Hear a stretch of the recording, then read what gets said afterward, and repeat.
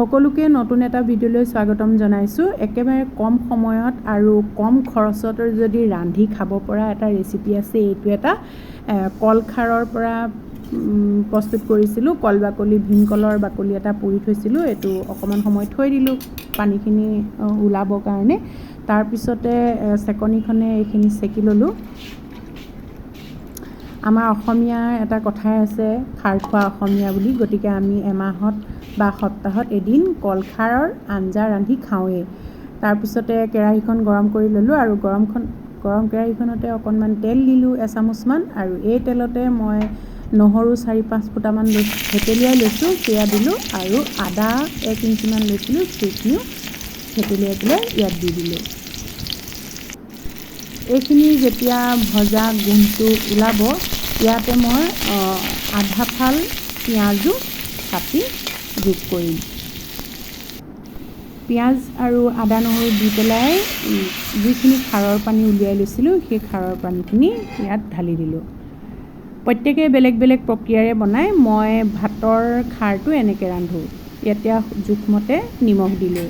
নিমখটো পাছতো দিব পাৰে, কিন্তু মোৰ আন্দাজ আছে, সেইকাৰণে মই এনেকৈ দি দিছোঁ। তাৰপিছত এইখিনি উতলোতে এইয়া ওপৰত অকণমান ক'লা ক'লা ফেন ওলাই গৈছে যে, পিঁয়াজখিনি উঠি আহিছে। মই পিঁয়াজখিনি নুঠাকৈ লাহেকৈ হেতাখনে ওপৰৰ পৰা ইয়াৰ ক'লা ফেনখিনি আঁতৰাই দিলোঁ। এইখিনি খুব ধুনীয়াকৈ উতলিলে। এয়া প্ৰায় 1 মিনিটমান সময় ইয়াক উতলালোঁ।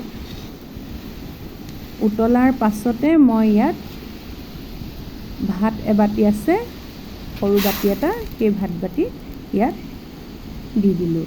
এতিয়া হেতাখনেৰে লৰাই দিলোঁ। একো নাই, ভাজি থাকিবও নালাগে, মুঠতে উতলা পানীখিনিত এনেদৰে দি দিলে হৈ গ'ল। এইখিনি এতিয়া অলপ সময় উতলাই দিম।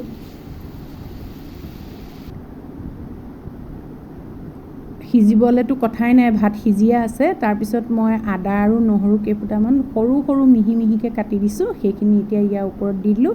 আৰু জলকীয়া 3টা ফালি লৈছোঁ, সেই জলকীয়া 3টা ইয়াত দি দিছোঁ। তেলতো দিব পাৰে, কাৰণ আমি ঔষধি হিচাপে খাওঁ এই ভাতৰ খাৰটো, সেইকাৰণে বেছি জ্বলা হ'বলৈ নিদিওঁ।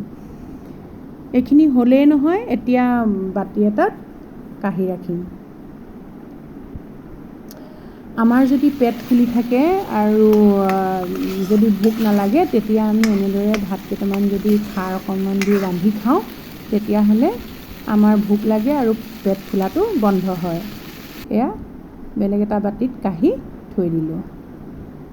বিশেষ তেনেকুৱা একোৱে নাই, কিন্তু ইমান উপকাৰী। যিসকলে আজিলৈকে ভাতত খাৰ দি ৰন্ধা নাই, আপোনালোকে ৰান্ধি খাওকচোন, বহুত উপকাৰ পাব। আৰু যদি মোৰ ভিডিঅ'টো ভাল লাগিলে, তেতিয়াহ'লে লাইক, কমেণ্ট, শ্বেয়াৰ কৰিব। আপুনি যদি মোৰ চেনেললৈ নতুনকৈ আহিছে, তেতিয়াহ'লে চেনেলটো ছাবস্ক্ৰাইব কৰিবলৈ নাপাহৰিব। পুনৰ এটা নতুন ভিডিঅ' লৈ আপোনালোকৰ মাজলৈ আহিম। ধন্যবাদ।